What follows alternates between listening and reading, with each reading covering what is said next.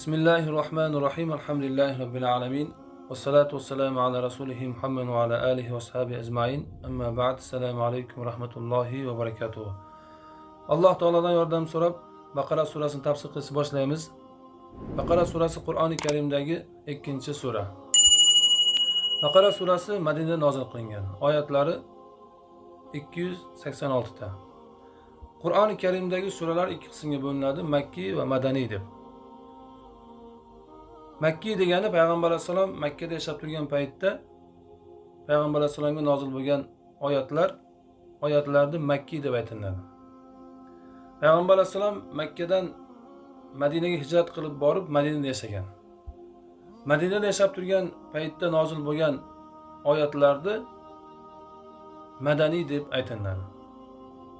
Mana Baqara surasi Payg'ambar alayhisalomga Madinada nozil bo'lgan. Shuning uchun Baqara surasini mufassirlar Madaniy sura deb aytishgan.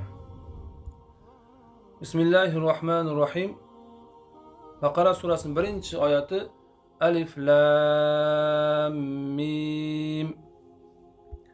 Baqara surasining birinchi oyati huruful muqatta'at harflar bilan boshlanadi. Qur'oni Karimda 114 ta sura bo'lsa, mana shu 114 ta suradan 29 ta suraning boshi huruful muqatta'at harflar bilan boshlanadi. Mufassirlar huruful muqatta'at harflar haqida shunday deb aytishgan: mufassir degani Qur'on ilmini mukammal o'rgangan olimlarni mufassirlar deb aytiladi. Alloh taolo hammalarimiz zurriyotlarimizdan mufassirlarni chiqarsin. Mana shu mufassirlar huruful muqatta'at harflar haqida aytadiki, Allohu a'lamu bi murodihi bi zalik deb aytishgan. Huruful muqatta'at harflarini maqsadini va ma'nosini, hikmatini Alloh biluvchiroq deb aytishgan.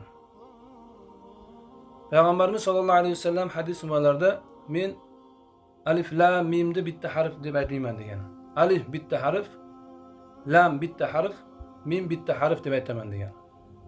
Mo'min kishi qachon Qur'on o'qiydigan bo'lsa, Alloh taolo har bir harfiga 10 tadan savob beradi. Agar qiylanib o'qisa, Alloh taolo 20 ta savob beradi. Alif lam mim deb o'qigan paytimizda Alloh taolo alifga 10 ta savob, lamga 10 ta savob, mimga 10 ta savob beradi Alloh taolo. Hammasi 30 ta savob bo'ladi. Alloh taoloda Ash-Shakur degan ism sifati bor. Ash-Shakurning ma'nosi mo'min kishi ozgina amal qiladi, Alloh taolo ko'p qilib beruvchi degan.